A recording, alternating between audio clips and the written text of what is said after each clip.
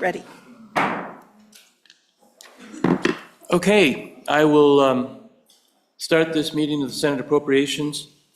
We are actually continuing our work from yesterday, and we have the state treasurer with us, Treasurer Meyer. And with that, Mr. Treasurer, please go forward if you can remember where we left off, and we'll continue the process. I think what we did is that we left off with what Senator Larson caught there, and myself, I looked at it, I thought it was hard to read, went back to the office, and we've got that hammered out, and those changes are in a amendment that you guys have on your desk. And so it essentially, I'll just read how it would read with the language put back in over on page 4, line 17.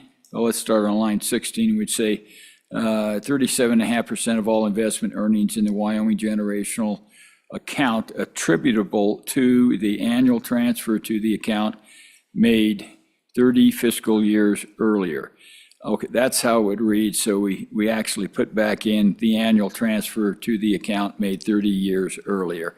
And so that reads the way it should be, deposited in the general fund. And where you guys put it, it's up to you. This is primarily for, spending. You put it in the LISRA. It's, I'm in anywhere you want to put it is fine with me. It just so it gets into I think it should get into someplace that's readily available for the needs of the state. General fund goes automatically for appropriations. We could have a discussion about if it went into the LISRA, would it get a better return? And I think that all depends on what's in the LISRA when it comes in as to something, whether it went into the second tier or the first tier. So, those things, you're gonna make up your mind pretty quick when the money gets in there anyway. So I don't think there's a lot of difference. So I think that's really the changes that we're looking at. Treasurer Meyer? Yeah. I apologize for interrupting you. I completely forgot the roll call. Oh, Sorry, my no mistake. problem.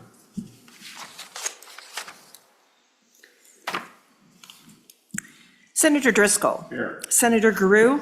Here. Senator Larson. Here. Senator Smith. Here. Chairman Salzar. Here. Mr. Chairman, you have a quorum. Thank you. Again, apologies, Mr. Treasurer. Please Oh, no. continue. Yeah, no problem. I think probably it'd be in order now if you want to move that amendment, and then I can just do a quick refresher highlight so you know what each section kind of does. Mr. Chairman, I'll Senator Driscoll. take control of the amendment. Means you want them to come from the committee. I would move the amendment. Is there a second? Second. Second. All those in favor say aye. Aye. Opposed? Okay. Actually, I lied. It's got Dan Larson's name on it. Sorry about that, Senator Larson. Nope, we're good. He's just the author. No Okay. problem, not the ship here. Treasurer Meyer. No problem. Okay, so it's all passed, huh? You guys are quick. Let's just start on page 2, the first section there, A, that makes it a statutory trust. Section B, that's where we define the reference the reference profile and the asset allocation. That's 85% private equity, 15% private credit. Continuing to page 3, we talk about the long-term investment of that and how we're going to get the highest risk-adjusted total net return. We can do a lot of different things because it's going to be in there for a long time. And that kind of goes into the liquidity risk premium that you get. In subsection C, that says the length of time of this, it's a long period of time, but it is finite. So once you invest this $100 million for the 30 years, there's no more investments that are necessary as a legislative appropriation. From that time forward, everything is going into the budget and nothing is coming out. So this is basically a one-shot deal, although it lasts for 30 years. So And that's, we're looking at $100 million. The reason we start with that is that you need what I would say, a little bit of a critical mass. We did an analysis on private equity. Those are, what you want to do in that is that you want to have enough money in each year so you have diversity across time, and enough money so you have diversity across different opportunities. And so about the smallest amount of money that you can get by in private equity, if you invest in a fund of one, so those are like $10 to $20 million. The largest private credit one that we've done has been like right at $500 million in one opportunity in a private credit. I think the largest I remember is probably about 325. But you can, a lot of this are in there is at $30 to $60 million. So I think what you could do is basically have, 4, 5, 6 different opportunities in 1 year with $100 million. If you cut it back, then you're saying, well, you're not putting all your eggs in one basket, but you got a lot less diversity. And so that's the reason why the 100 million is a good number to know that you have enough diversity in what you're buying and enough diversity across the type of things that you're buying. Will allow you for both private equity and private credit and different sizes of opportunities. So that's the reason for the 100 million. And the other reason for the 100 million is to kind of look at it and say, well, how much do you have to start with so you know when some of these big ticket items are going to come due, like schools or if you get some more of these dams are going to go out. I know that about 12, 15 years ago, we had an estimate that it's going to be almost $1 billion to replace the aging concrete. Well, we're just starting into the aging concrete situation now with La Perelle, and that's only get bigger and bigger, so that, close to $1 billion 12 or 15 years ago, in another 30, 40, 50 years, you're probably going to be looking at billions of dollars that are going to have to come out over that time period. So with the 100 million, when those things start aging out, you're able to actually address those big ticket items that wouldn't come as a shock. They're just as a matter of course that you've prepared for the funding to address those things when they come due. So, and there's a lot of things we don't even know about as far as things that are going to be big ticket items and changes. So that kind of prepares us for the future. And then also it's at a level and amount that at some point in time when, I'm not going to have any great grandchildren, but you guys probably will up there, and they'll have an opportunity to know that if taxes needed to be raised, no, they don't, because you're going to be able to use investment income. We're about 30% now. I would expect in 60 years, we're going to probably be at least twice that of the general fund needs for government. And then that just keeps the specter of other taxes or higher taxes at bay. And so we're really kind of preparing for what we know is going to come down the road and doing it in a manner that it's not going to be that intrusive compared to what we're actually making in investments and the size of the budget, 100 million a year, in this tranche, I think is more than capable of both our investment income making up any potential shortfall. In fact, it's basically said that the way this is structured is that this is the last check that comes out of the account. Everything else has to be paid for and accounted for as far as your immediate needs in the LSRA before this comes out and goes into the generational Mr. fund. Chair. Senator Smith.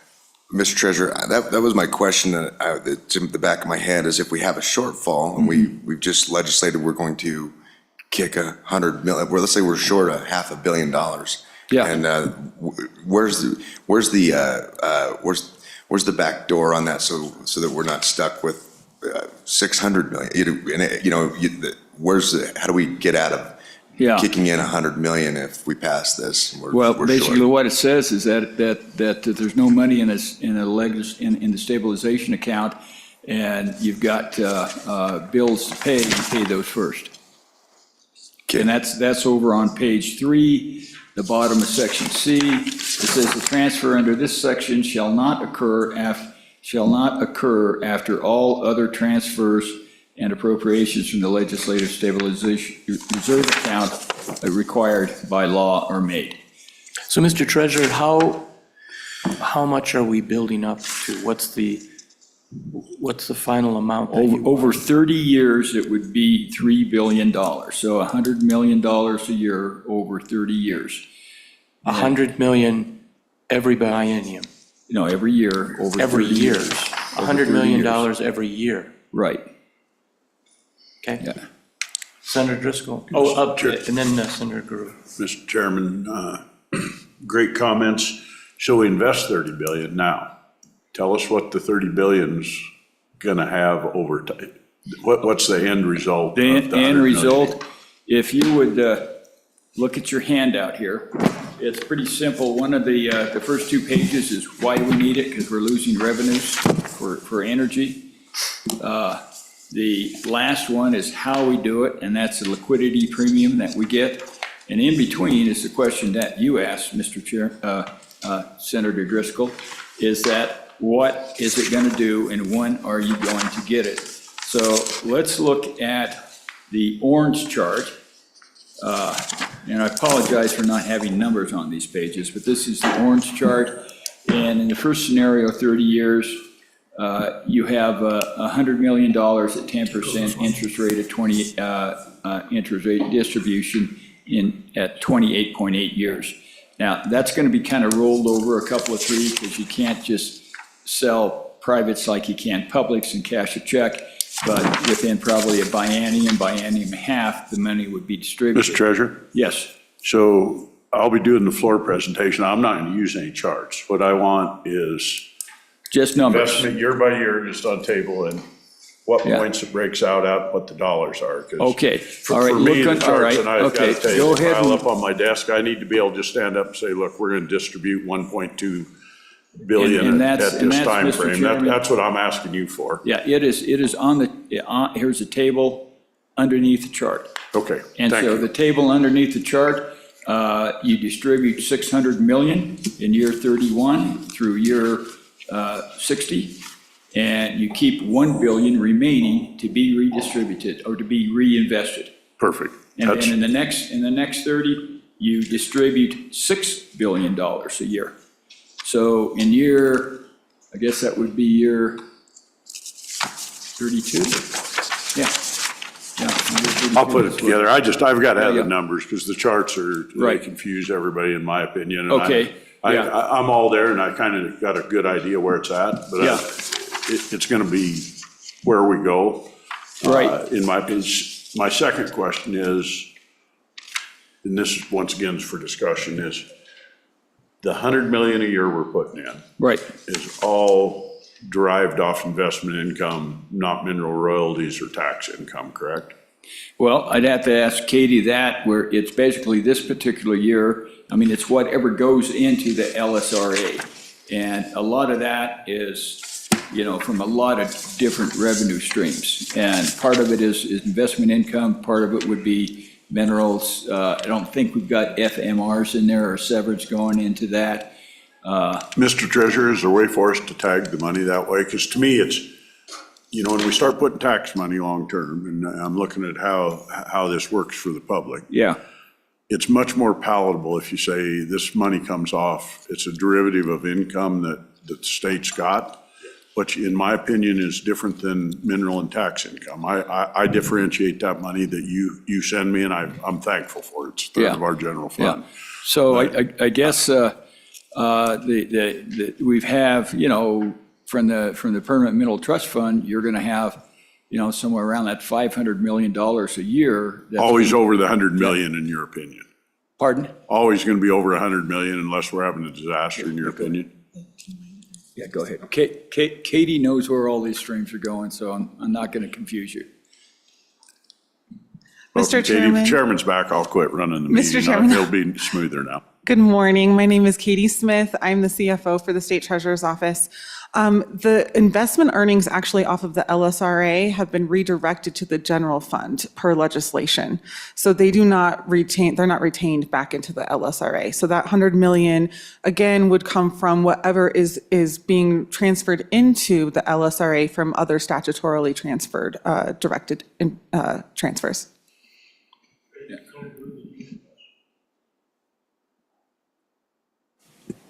Thanks, Mr. Chairman. Not necessarily a question. Well, yeah, I guess I'll start with a question. Why not? Mr. Treasurer, how you doing this morning? Thanks for being here, and thank your team also for being here. So if we take this money in from whatever various sources that you just talked about, and we do this at this rate, and you've talked about the money,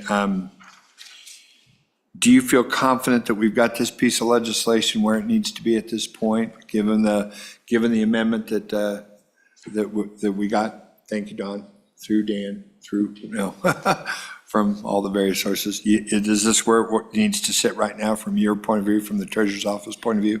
Yeah, I thank my staff from the accounting department and Don from actually looking at it and saying, okay, what will work for us? Right. And so I had something that would work, but it was a little cumbersome. So these guys kind of cleaned it up. I think now where this is at, the concept is in good shape, and I think the legislation is in good shape. Okay, because, Mr. Chairman, if I might, we've talked a lot about this legislation. I'm going to be quite honest with you, Mr. Chairman and members of the committee. I've been here in this committee for 6 years now. This is probably the most important meeting we've ever had, those that I've sat in, from a couple of different points of view. But this piece of legislation has an opportunity really to become, next to the start of the Permanent Mineral Trust Fund, this is one right here. If we can bring this one across the finish line, this is something that 20 years from now, people will look back on and say, boy, the people that were involved, thank God these guys did this. Because I'll tell you, this has a potential to put us on a footing. Like I say, when the Permanent Mineral Trust Fund started, this state was dead broke. When Stan Hathaway hit the door, we were dead broke. And today we have $30.9 billion, thanks to the good hard work of all the people who've come in, and not the least of which the people who are sitting in this room on the other side of that table. And so this is the next step, and I just want to thank you and your team for bringing it to us today, and we'll do our best to get it across the finish line for you. Mr. Chair, Senator Smith. Mr. Treasurer, I don't think the language is tight enough as to where the money's coming from. And I think you're going to run into a situation in a shortfall year where people are going to be like, hey, I don't see in here where we don't still have to kick in 100 million. So what I would suggest is you consider language of the effect that this 100 million comes from the interest on the Permanent Mineral Trust Fund, right off the top into this as a long-term play. I'm just thinking that, who could be against that? You're basically saying, hey, we're saving for tomorrow here, guys. We're not going to blow everything we're making. And that's just my thing from the floor. I think my wheeler dealer colleague from the Northeast could sell that anywhere. Mr. Chairman, really quick, Senator Smith, just so that you understand, so the investment earnings off of the PMTF go into the general fund as well, and they then supply the spending policy for the Permanent Mineral Trust Fund. So if you want to siphon those to then be able to build up, now there is a piece that does go to the LSRA from that, but again, that's through the spending policy calculations. So I just wanted to point that out, if that was kind of the plan. Mr. Chair, Yes, Senator Smith. but if we control the purse strings, so if we decide to direct that money, we can direct it, correct? Mr. Chairman, Senator Smith, absolutely. I just wanted you to be aware of kind of how it works now. Okay. And I think historically, there was a statutory, that would be a statutory diversion. And I think a lot of the folks remember that as SIPA. Mr. Chairman, Senator Driscoll. general thoughts on, because that was where I was trying to lead you to, is it really is, as far as doing this, investment income's perceived very differently than our mineral Yeah. income and our other, and so they're all statutory, you know, we do it with the one additional 1%, we've took it in, we've took it out. If it gets bad enough, I can assure you, you're not gonna get your 100 million into the generational wealth fund, we'll find a way to get it. Anything statutory we can do, but to me, the perception of all of us out there, there's still a dollar's a dollar, but the perception is $1 came from our mineral wealth and that's ours to do what we want with it. It's really hard, in my opinion, and I appreciate you being a lawyer for me, is it really is easy to say, look, this is investment income, folks. This is money off, and we've all argued whether the PMTF works or what it is or how it works. The fact is, Senator Grew hit it on the head. It's transformational what Hathaway did with the, if we didn't have it today, where would we be at now? If the people that talk about personal income tax, they talk about high taxes, I can assure you, we'd be gathering income from somewhere else if it wasn't for what you folks do for us. I mean, I get up every day and I used to thank the mineral industry. I now thank the mineral industry and our investment team at the treasurer's office, because that's what makes it where I don't get taxed off my place. So I'm trying to find a way. I agree with Senator Grew. This is transformational. This thing is, like I said, it's short-term pain for long-term gain. That's really what we're doing. Yeah. Senator, Yep. Thanks, Mr. Chairman. I know you want to keep things moving. So I guess the question, and I agree with Senator Smith and Senator Driscoll as well. Is there a way we could, maybe for a potential floor amendment to try to game that out, to see if there is no way? I mean, I know, actually, I'm on the bill to try to undo the SIPA, and we're just trying to make the budget more simple. On the same token, maybe we don't use the SIPA vehicle, but maybe there isn't some way that we couldn't take a look at diverting that interest, that unrealized interest income as it comes off, just as it hits the profile, to come over and write up something that, and just see from you all how it looks like, so we don't try to do it on the floor on the fly. And just take Those are fine. Actually, the statutory, the vehicle is SIPA, which is a statutory appropriation. And how that works is that as soon as it hits the general fund, automatically, by statute, it is appropriated to go to the generational fund. And now, trying to keep that to where SIPA has always been profile, because it hits there and then it comes back. And I didn't go that route because I thought it might be a little bit of pushback just from the legacy of SIPA at this time. Yeah. But wherever you guys think the floor needs to go with this one, Katie and myself and Don will be there to tell you how that works through the system.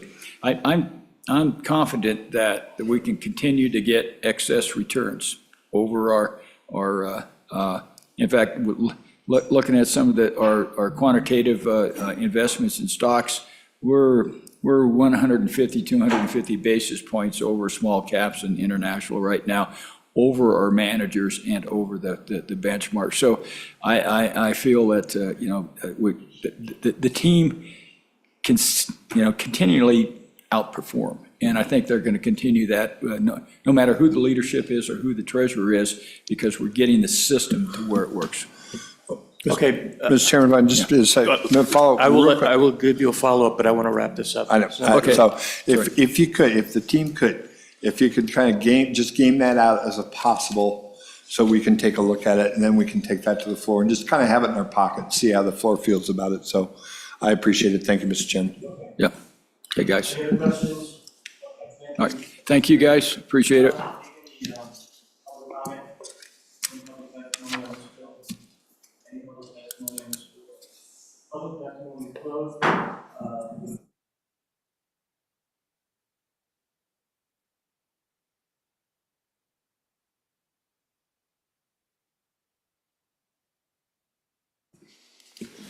Mr. Chairman, roll call vote on Senate File 0197. Senator Driscoll? Aye. Senator Grew? Aye. Senator Larson? Aye. Senator Smith? Aye. Chairman Salzar? Aye. Mr. Chairman, 5 ayes, do pass amended. Thank you. Next is Senate File 124. Perfect. I want to remind everyone that this committee deals with the appropriation for this bill. That is our focus. Senator Stein. Thank you, Mr. Chairman. Senator Sherry Steinmetz from Senate District 3, Goshen, Weston, and Niobrara counties. And today I bring to you Senate File 124. Mr. Chairman, do you want me to just deal with the appropriation, or do you want me to walk you through the bill? Would prefer is just give a very brief overview of the bill. We've read the bill. Just a very brief overview of the bill, and then specifically to the appropriation. All right, thank you, Mr. Chairman. So I've given you a tracked-in copy, and you'll have that for the floor when it comes as well. This bill has been highly amended, and we took out the public benefits and some other provisions, especially the one on page 3, lines 10 through 13. That seemed to cause some consternation. So I worked with the Wyoming Police Chiefs and Sheriffs Association on language to make this work for the Sheriff's Association. So you will see the tracked-in language about the law enforcement officers being able to adopt policy, rule, and procedure and have reasonable, articulable suspicion of a person's immigration status before they ask, and then they can investigate, and they would look at that when they book them into jail for a crime. It also talks about transportation and concealment of illegal aliens. Then all of the public benefits is stricken out.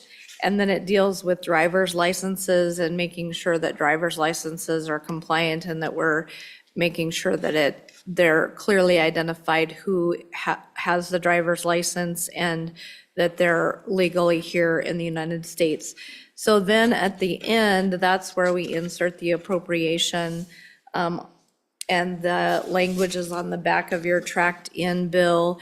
We're doing $1 million from the LSRA to the Attorney General's office on a reimbursement basis for local law enforcement if they have unintended expenses that ICE or Homeland Security does not cover. Then this would kick in on a reimbursement basis only, or also for anti-terrorism training. And so, Mr. Chairman, I would stand for any questions. I would try to be very brief for you. Thank you, Senator. Questions? No questions? Okay. Thank you. Let's go to public testimony, and let's start in the room here, and then we'll go to online. Is there anyone who'd like to testify? Please come forward. If you could just give us your name and welcome.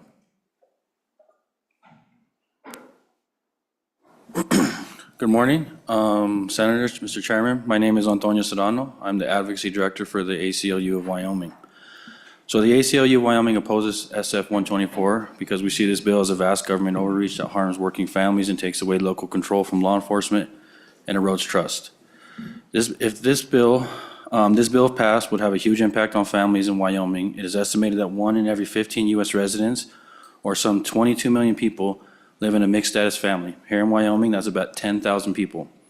By criminalizing people who transport undocumented immigrants, you are criminalizing people who could be taking their family members to the doctor's appointments or even to the emergency room. Which brings up the question of EMTs. Will they be criminalized for taking undocumented people to the ER? Regardless of your views on the current immigration system, I hope we can agree that immigrants, regardless of status, should have access to medical care and emergency services. Forcing local law enforcement to work with federal immigration agents erodes trust that immigrants have in local law enforcement. When someone is a victim of a crime, they should be able to report to Wyoming law enforcement without fear. This bill causes undocumented immigrants and mixed status families to feel less likely to report crimes or cooperate in investigations. We need everyone in Wyoming to be able to trust law enforcement, but this bill makes that harder. Another important thing to consider is the bill is going to be costly for the state. The Florida legislature passed a similar bill through a narrow measure, and a federal judge has now ruled it unconstitutional and is pending further litigation. This bill will cost our state money, and it does not protect Wyomingites. My final thought. I've heard a lot of people saying, do it the right way. I have to ask, what is the right way? Paying up to $10,000 in lawyer's fees when you're working an underpaid job building your homes doesn't mean waiting in an almost endless line that can take up to 20+ years to get approval? How is that feasible when you're fleeing violence? I can tell you, if it was my family suffering, I don't think I could wait that long, and I don't believe anyone else would either. The Statute of Liberty does not say we only want you if you can afford to do it legally. It says, give me your tired, your poor, and your huddled masses yearning to breathe free. This bill goes against who we are supposed to be as Americans, so I ask you, let immigrants please breathe free and vote no. I stand for any questions. Thank you for your time. Thank you. Are there any questions? No. Any questions? Thank you very much for your testimony. Who else would like to, please come on up. Welcome.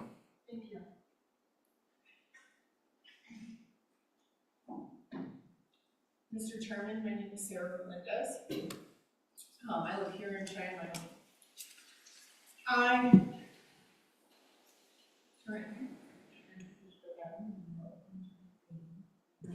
Thank you. Can you hear me now? Yes. Great.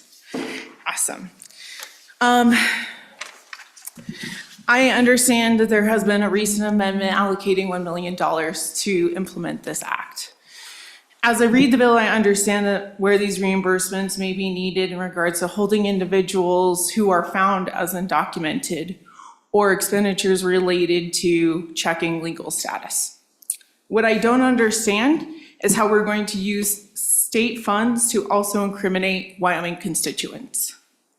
As the bill stands, this bill targets US citizens that have an association with someone who's undocumented by imposing a felony. This bill creates non-criminals and makes them criminals, puts them in the same category as murderers, rapists, and robbers for simply living and driving. I do find other concerns in the portion of the bill on page 3.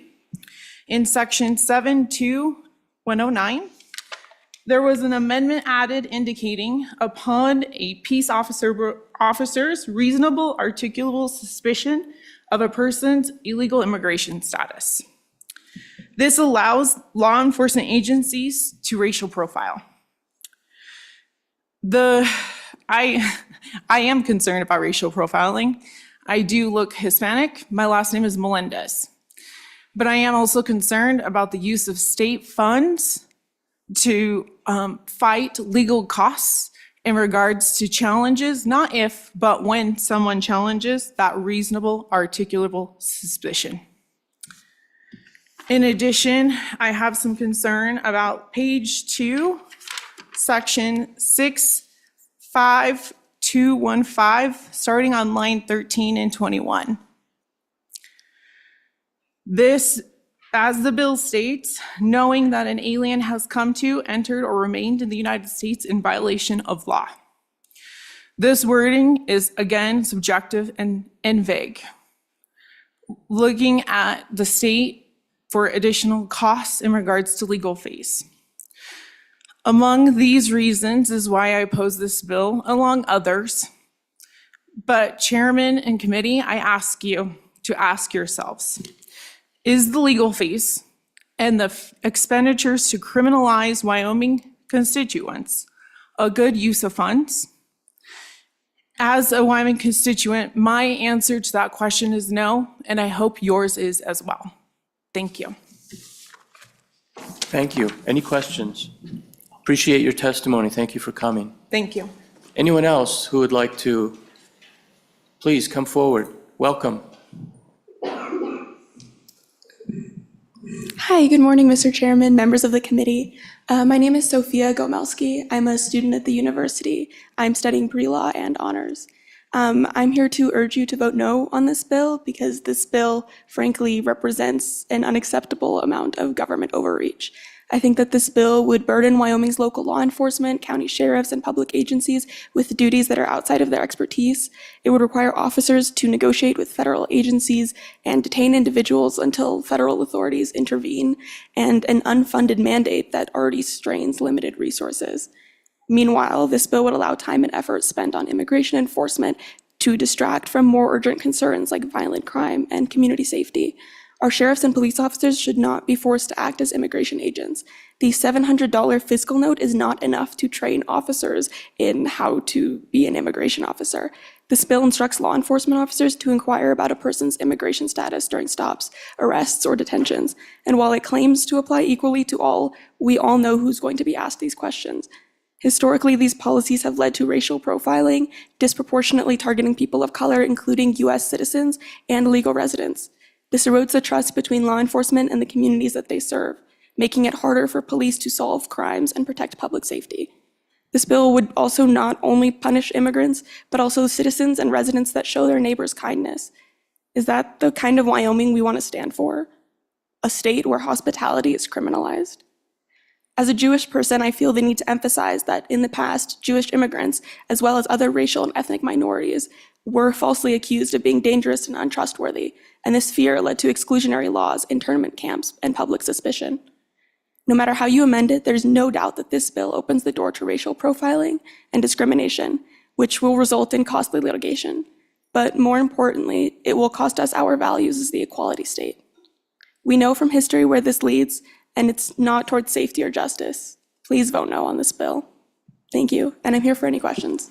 Thank you. Any questions? Thank you so much. Thank you. Who else would like to come forward, testify? Anyone? Do we Mr. have? Chairman, we have one person online that has raised their hand. Yes, please. Let's bring them forward.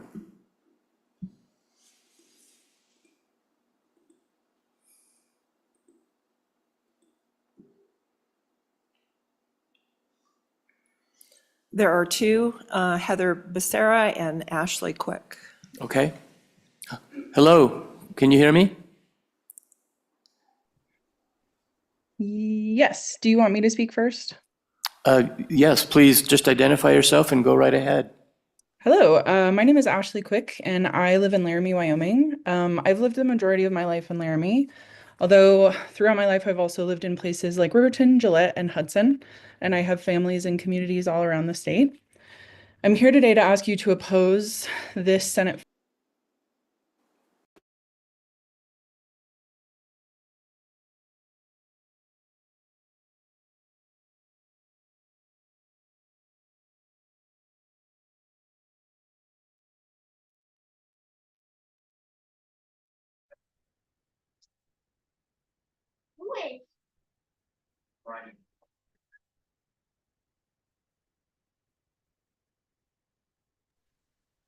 So distrust, and I, for one, certainly refuse to become a mandatory reporter on anyone's immigration status. I see so many things impacting friends and family across the state, and it is disheartening to see elected officials focusing on a proposal that is punitive and harmful with no real benefit for everyday Wyomingites. Immigrants are our coworkers, neighbors, friends, and families, regardless of immigration status. This cruel and overreaching bill will do nothing to make Wyoming happier, healthier, or safer, and I urge our elected officials to focus on things that will. Thank you, and I appreciate your time.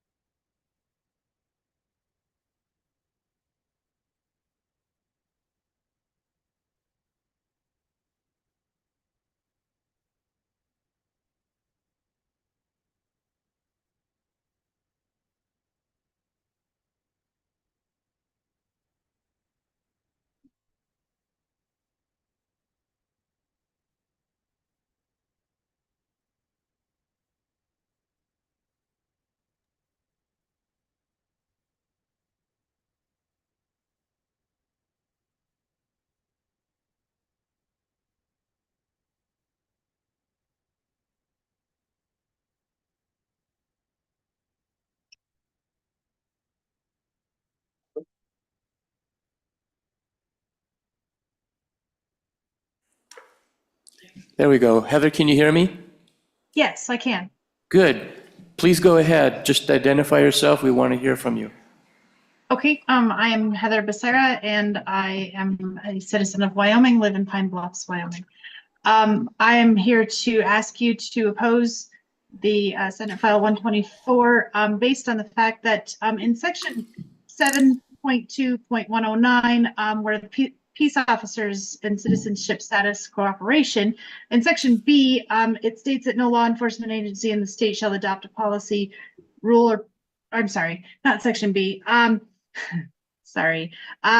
They wanted in Section A that you shall ask a person's citizenship status if you suspect that they're not. My husband is a citizen and has been since 2008. He was denied the ability to vote one time because he could not prove his citizenship because he's not allowed to make a photocopy of his citizenship documentation, and he does not carry anything that proves his citizenship with him at any time. There's just no way that a person that is a citizen that has been a citizen can prove that they're a citizen.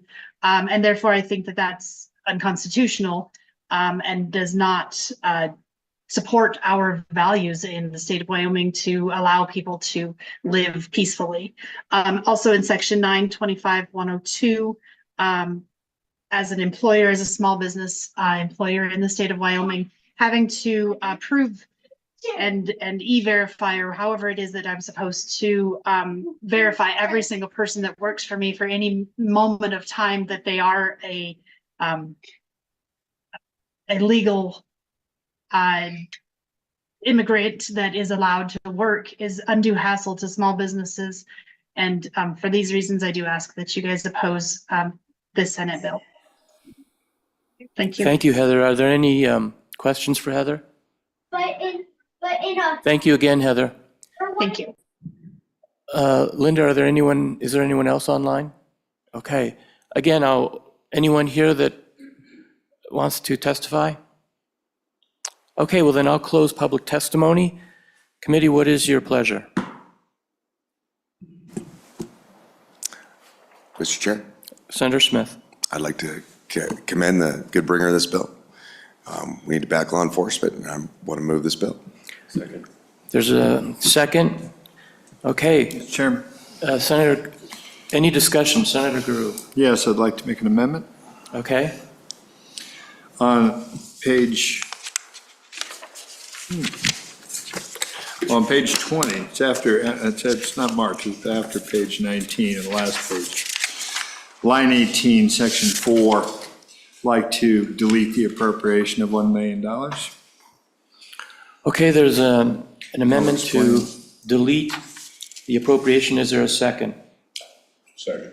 There's a second. Any discussion? Yes. Senator Guru. As I said earlier, this is in my view, the most important meeting of this committee.